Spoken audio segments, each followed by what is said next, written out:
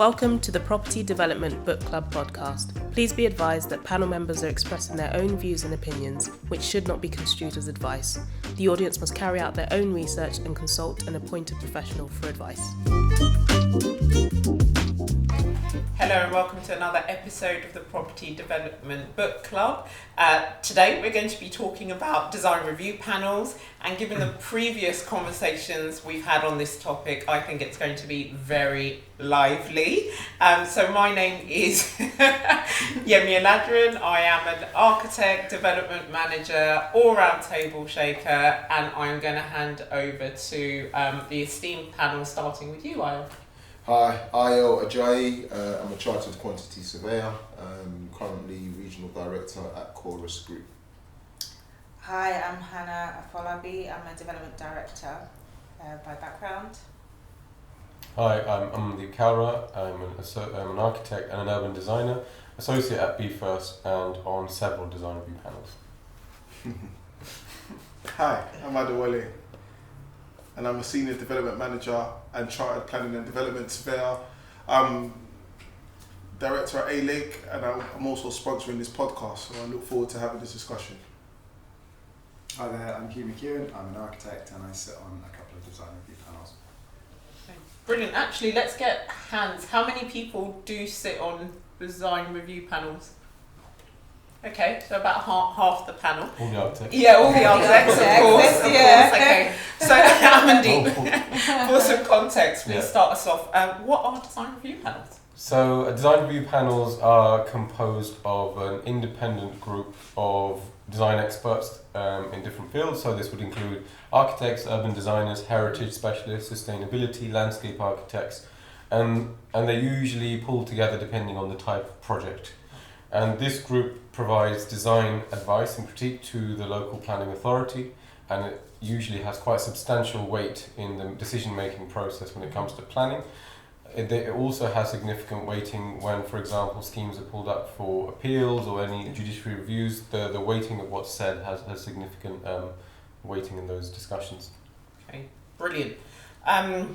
Right, just thinking about how to start these conversations and not start immediately with critique, but let's go there. So one of the criticisms of design review panels are in their makeup and the fact that they seem to have, the people tend to have very similar views on design, and maybe they're overly composed of architects of a certain demographic, and also that this has the potential to create cookie cutter types of architecture across the city.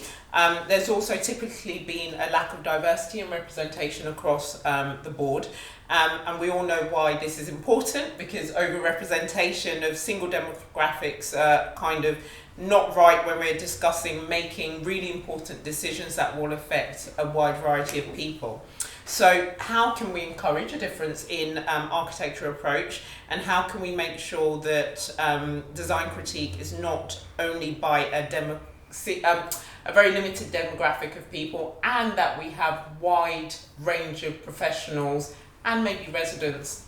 Hannah, I'm going to start with you because I know you have very strong opinions on this.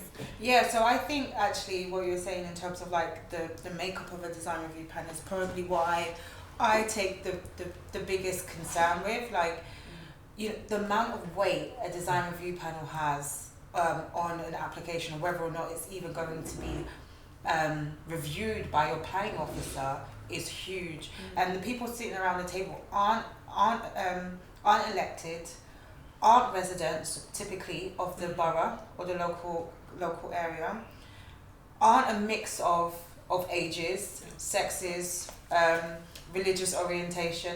Like, you're typically talking about an established, typically white male or white female in some instances, architect who's been doing this for several decades or for many years, and probably doesn't live in London, and they're giving opinions on a high density scheme that every type of human being is going to experience.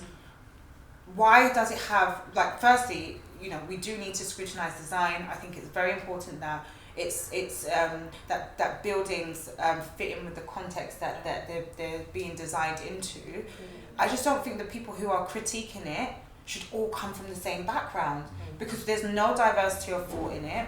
There's no challenging. There's no real innovation, and this is where, you know, especially with the design review panels, where innovation either comes to die, which typically it does come to die, or no, it does. Because you, like, what happens is that people want they have a specific taste. And so you come with something that's like off piece a little bit. Say, oh yeah, we're trying to think of doing this new thing. And they're like, but it's not tested. Why are you doing it? It doesn't look great. It doesn't fit in with our norms of the last few decades. And so you typically don't progress when you're doing something that's a little bit outlandish, let alone widely different. Okay. And so,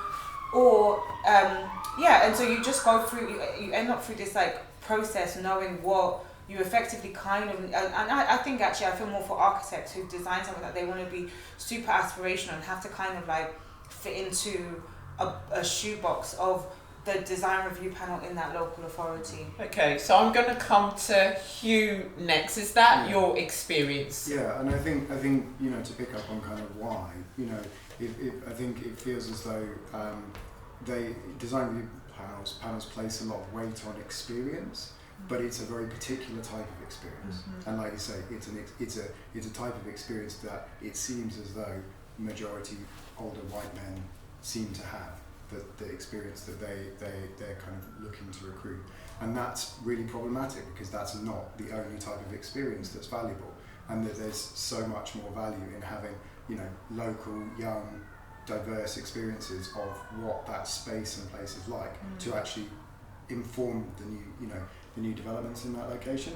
And I think that kind of rebalancing is it's not really happening often, and I think that it's to do with the kind of putting together of those panels, how they're formed, who's forming them, and I think kind of questions need to be asked over those kind of, you know, how these things are being put together, because it does, like you say, kind of bring huge impact on the schemes.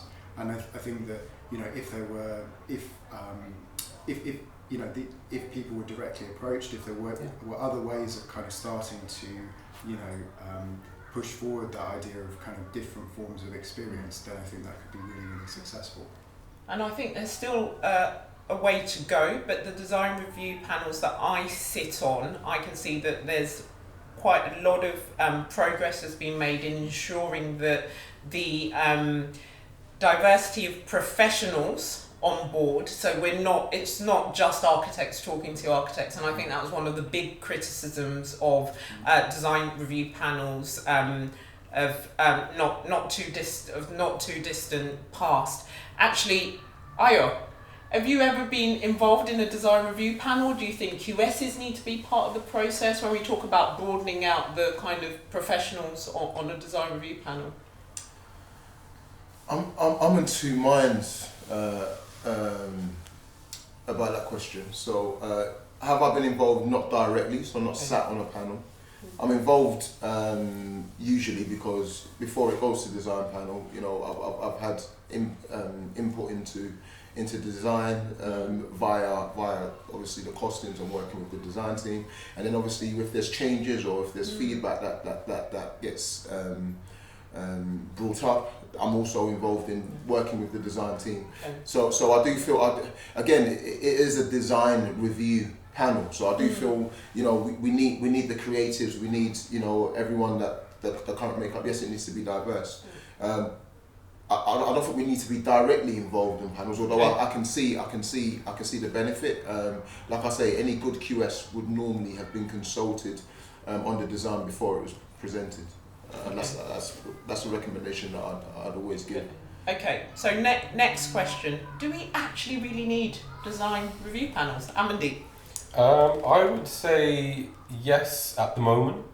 I agree fully with Hannah about the makeup, what's the makeup been like and how that influences design. I also agree, within the last 2 years I'd see is where the significant changes, of course a lot of significant changes have happened since the Black Lives Matter movement, but I would say particularly in the last 2 years, I've suddenly started getting interviews to go on them. Prior to that, it was just straight nose. And actually, in going in these spaces, I've seen actually, well, in quite a few of them, I am the only minority ethnic in that group. But some of the other ones actually have got majority kind of people of colour makeup in the entire board, and that's been like, whoa, that's not a thing. And then it's like, amazing. Okay, so for me, in terms of need, yes, there is a big lack of skills and expertise in underfunded local authorities right now, and they really, really look to that expertise externally through this independent panel to plug that gap and give them the reassurance that what they are getting in return is a really quality designed product. In terms of are they working in the best way? I think there are different, like, they could be working better, they could be working in different ways. In terms of, like, for me, even with local authorities that have the expertise, like we in Barking and Dagenham, we do have a lot of design expertise, both sustainability, landscape, urban design, in-house. We use that, but there is something about the gravitas a DRP brings that local authorities still want, because it gives them clout to be able to steer things in a direction which I think, taking that out and just bringing purely expertise in-house, that is still important, and I think you shouldn't not do that. But there is something in the independent nature of somebody that is really valuable and beneficial, I think. Brilliant. Okay, and we'll explore that a little bit further. Adewole, what are your experiences of design review panels, and would you say that they are required? Yeah, I think I can appreciate that. So when I was in Brent Council, we had a design officer, and he was someone that I believe he tried to safeguard the design and consider everything. So, for instance, the development that we were looking at was close to a listed building. So he was getting the feedback from the heritage officer, and then he was then trying to safeguard that listed building against the proposal. That whole process was respected, and I have no issues with that. But the but was because of personalities between the architects. Yeah. So I'm talking the architect I worked with versus the design officer. I observed that there were some difficulties simply because the architect I was working with, he may have said stuff that may have annoyed. So, you know, for instance, oh, what year did you go to architecture school? You know, like little things like that. But I'm saying that, and then that goes back to the planning discussion we had around personalities. Yeah. So if you've got someone that has got, I'm going to put it out there, I believe architects, not all, but it is widely accepted that they have inflated egos.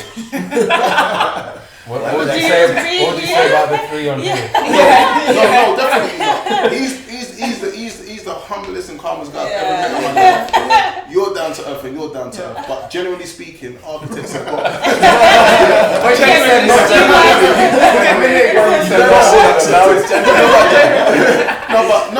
But generally speaking, you have inflated egos, and because you have to remember, you know, the same way we talked about it in our other developments. We are very personal about our developments that we manage. An architect is basically birthing something from their head into the drawings and then presenting it and getting feedback from a peer. As well. That would just infuriate. Well, you have to remember that the people who are presenting at the design review panel are architects, and it's the panel of architects who are telling them that their work is not good. Through your training, you get used to the criticism, right? You do crits all the time, but after you've you're both probably on the same level, right? You've both won the same. Or one maybe isn't. Or one maybe isn't. But like the person who isn't, in some instances, is a person critiquing your work. Exactly. And so this is why I say I feel for architects who have to present at these things where they're trying to do something slightly different as well, trying to push the boundaries, and the panel that they're presenting to is just not feeding it. But I've had really good from being a younger architect presenting to an all-white, all-male group before. I've actually had some good experiences where I've had some really strong ideas, and maybe you will then say this is not great, is it? Maybe the client hadn't fully come on board, but the design review panel was like really positive in their feedback, and then that actually got the client on board as well. Not in a kind of, well, they've said it now, they're like, actually I'm seeing the sense in this. And that, my experience was it wasn't a critique, there was some good really review points, but it was all quite And then that meant the planning officer, the client, everybody left going, right, we're in a good stage now to press the button on planning. And then that was my part. I don't know, Hugh, when you presented, if you have presented what your experience has been like, but that made me go, actually, I want to be on those panels because I can see the difference they make. Okay, I know you were going to say something like that, but I agree. Design review panels are needed. Yeah. We do need to criticise and critique and stress test design. However, this is, I think, the best opportunity for public engagement.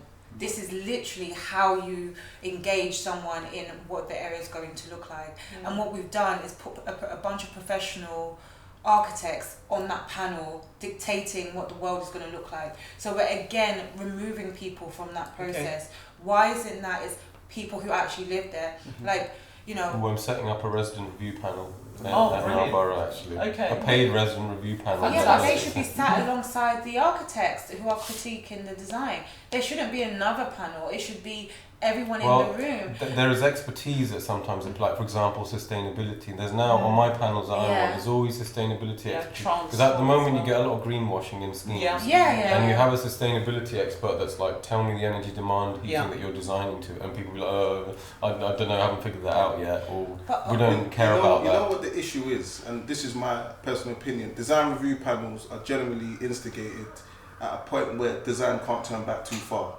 Yeah, so we're talking between 2 and 3, where your design is fixed, you're ready to literally go. It's just a formality that you're going through. My concern is that the recommendations that design review panels can make, have the potential to not stop development but to delay it. And it does. And it does. And then the other thing is it's around cost considerations. So as an example, just because something looks well, because you know there's this whole question, I think we spoke about it, function versus form. I think that in my opinion, design review panels focus a lot on form as opposed to function. And that issue, in my opinion, it just creates a host of problems for developers knowing how to manage that design review. Because my view is this, a design review panel person or a person that's a member of a design review panel has to have an appreciation for a few things. One of those things is costs. One of the things is just appreciating where we are in design. I was in the design review panel and someone said, it's not my job to think about costs, so I'm just going to tell you what I think. Now, I'm not saying that was a bit harsh, and I totally understand his perspective because he has got a remit. However, I think that what people would appreciate from design review panels, Hannah, you may or may not agree, is if we know that they appreciate things from various different perspectives, not only a design perspective, and that's what I have to add. I agree, and that's why it is really, really important that you have the right mix of skills and professions at the table. So I often find now that, having spent 3+ years kind of client side, I'm the only one when I am in design review panels that is pushing on mix. I want to see the mix of what 10 years as well. Exactly. Where 10 are they years, located? and resident engagement and ensuring that it's not a tick box exercise. How have the residents informed the designs that you've got? And we also do talk about costs now. And I know maybe the panels that I sit on, maybe they're few and far between. And I think we need to get to the point where we are actually. One of the panels two of the panels I'm on as well, we all had training on sustainability. So that climate training. I'm on the floor, a little mini grenade, Just before you, on the cost point, again, on a recent panel, I was one of the few, but I said, what contract is this likely to go under? And somebody said DMB, and they were designing these really fancy deck access, pulled out, and I'm like, every project that I've ever been involved in that's tried to do that and it's been DMB contract, it's always been taken out. So I've said in order to be your design to be robust and for you to protect quality, I want you to ensure that actually what you do design will not get value engineered. So I think some people do, like me and Yemi probably bring that angle because of the organisations we work in. But not everyone. That's an exception. That's an exception to the rule, I'd say, not a. So the mini grenade I wanted to just throw in there, go on. is why will a design review panel? And Yemi, I know you're the one answering questions, but maybe you can answer this. Go on. Why should a design review panel have so much power yeah, over. So we've done all this work, and they've got the power to just not effectively blow up your scheme with just reviewing it over 24 hours. Why should someone have that much power when, in reality, you're going to have the council officers that are going to review it in detail, yeah? They're going to have all of the relevant council departments for the statutory consultancy process. Why does a design review panel hold on to that much power? But can I add to the question before you reply? Yeah. Because I agree. I don't like the fact that they have more power than public consultation is my concern. Like, why is it that a bunch of and yes, you guys are professionals. You guys know what you're talking about. I completely accept it, but. And again, it's a mini grenade. So many grenades. Not enough time to answer them all. Go on then. Architects only know how to design from their perspective, right? If you've lived out of town, I don't know, in a small town, in Shropshire, for instance, in a nice house your whole life, how do you know what it feels like to live in an apartment block, an apartment complex? How would you know? Like, I've had questions on review panels where they ask me, so how does a postman go to put the post in someone's? I'm like, I mean, in every development scheme in London, anywhere, you know, the postman knows he's going to go to that door and put it in that letterbox because there are a bunch of letterboxes in the lobby area. At a design review panel that's been asked of me from an architect, you do not know what it is like to live in an apartment complex. Why are you being the person? Why do you have that much power to say whether or not this is actually a good design? And this is where I go back to the point about it has to include local people, people who actually experience the area. We talk about public consultation. It's the developer's responsibility to go out and speak to people, get them engaged, do all of that. Where's the architect's responsibility? Where is the design review panel's responsibility to engage with the people who live there to find out if they actually want this building? If they want it to be designed in the exact same way it is designed across the road. Where is that engagement? There does need to be, I think definitely there needs to be more of that. And actually your question tied into another one that I would like to throw over to HUGH and AMANDEEP. So it has been reported that about 75% of planning authorities have no access to architectural advice, and 40% have no access to in-house urban design advice. Those were kind of the latest figures I could find.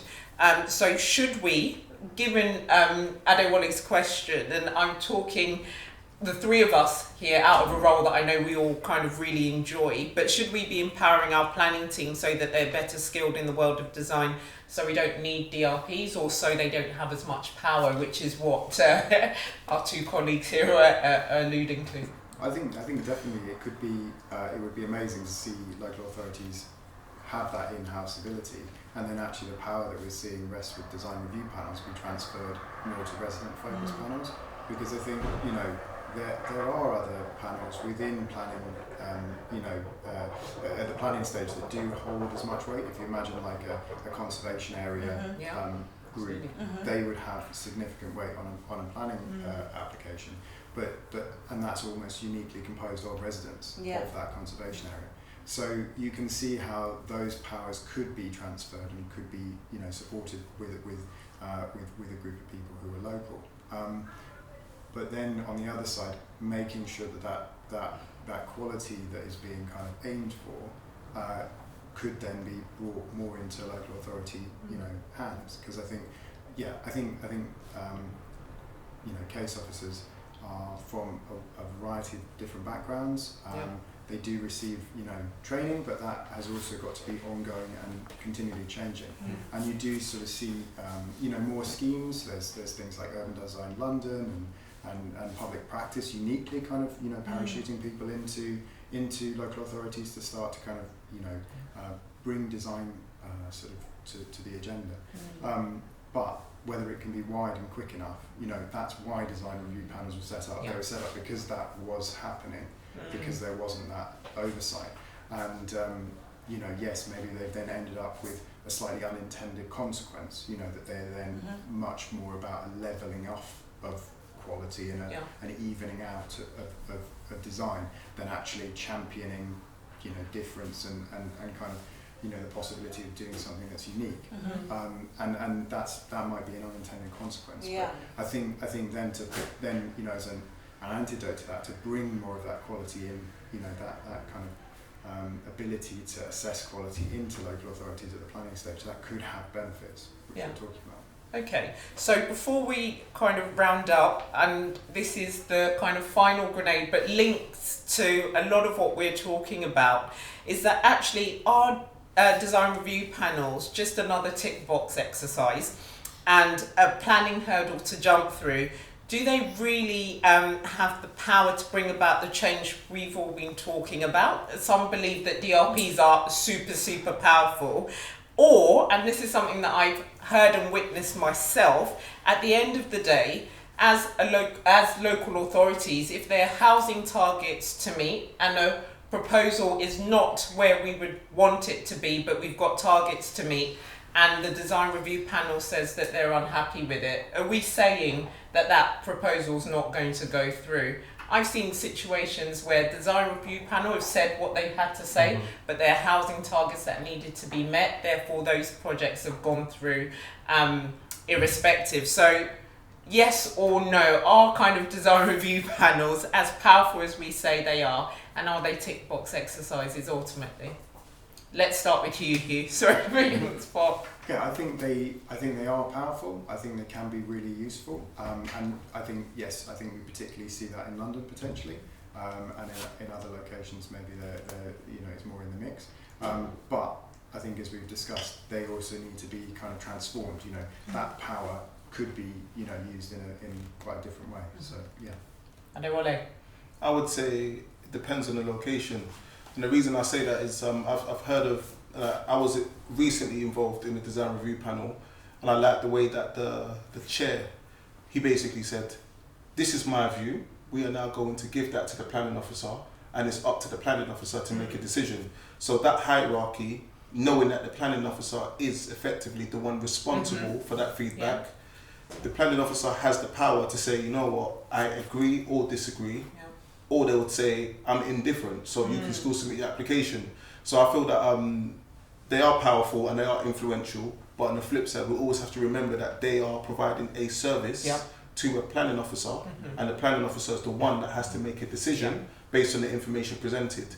But in most cases, most planning officers are going to listen to the design review panels, and because they're not design experts. So I think it depends on the location. So some of the ones I've worked at, it has been arbitrary. We are listening to our design review panel. I've had other instances, as you mentioned, areas that are not meeting the housing targets for whatever reason. Some people can weigh the balance and say, you know what, I will take part of what they're saying, but we are going to agree mostly with what the developer is saying. So yeah, I think that there is some flexibility in that. So I think it depends on the location in short. Brilliant. Yeah. I think yes, they're powerful. But do they need reform? I would also say yes. Work needs to be done to improve the makeup. For me, the biggest thing that needs to be done to improve them is making sure that taste is removed from the advice that's given. It needs to be subjective. It needs to be about quality, but not coming from I don't like that style. Because style should not be a conversation. That should be, because that is subjective, and then that is then further perpetuated by the makeup of a group who might create those cookie cutter pieces of advice. Brilliant. Let's give the last word to you two before I do a quick summary. Oh, if design review panels are needed? Or? Yeah, are they as powerful as we think powerful, they sorry. are? Yeah, so design review panels, for me, in my experience, have a lot of power, have a lot of weight, and actually I don't think it's a terrible thing. I just think, like AMANDEEP has said, and Hugh and ADEWOLE has said so far, it just needs to change. Like the way in which they're using the power is not utilising the best out of our housing stock or out of the process. There's so much more that can come from this. There's so much innovation that could be driven from this. But there's also the opportunity to educate people, as in residents, about design and about what's coming up. And we should really be trying to take that opportunity to do it through this. And also, I think there's a responsibility for design review panel members as well. And like you said, it's changing in the last couple of years, to ensure that it is a diverse group of thought. Do you know what I mean? Like, I think there are people who are in meetings and there's no there's no tension around what is being proposed to them, wouldn't you stop and question, like, why, like, don't we need a little bit something different in here to make sure that we're continuing? You're tuned into the Property Development Book Club. Thank you for watching it. If you can like, share and subscribe, ALake. Like, share, and describe. Subscribe even. I'm ADEWOLE ADEMOLAKE, founder at ALake, which specialises in property development and development management. We are sponsoring the first season of the Property Development Book Club podcast, which will be out on all platforms soon. Yes, I think that design panels have a lot of power. You know, it's such an integral part of the planning process, and you know, the sentiment from the general team, all the teams I've been involved in, is, you know, if the design review panel goes well, then you know you're halfway there to achieving the overall planning. So yes, but as everyone said, needs reform, needs to be shaken up. Brilliant, thanks. I really appreciate that. So I think that's all we have time for. An insightful discussion as always. So to quickly summarise, we believe that design review panels have a role to play in advising and empowering the decision makers on how to improve quality and meet the needs of their communities. They support decision makers in resisting poorly designed schemes. Despite our best intentions, there isn't a designer or architect out there who wouldn't benefit from a little review now and again, and seeing things from a different perspective, which is something you touched on a lot. And we all need to make sure that we're getting a wide range of professionals and lived experience on panels. So it's not just an architect on architect situation. Critically, the effects of poorly designed places are so far reaching that without doubt, in I think all our minds, we're agreed that design review panels are crucial. So thank you all for tuning in, and we look forward to seeing you on the next episode of Conversations from the Property Development Book Club. Thanks for tuning in.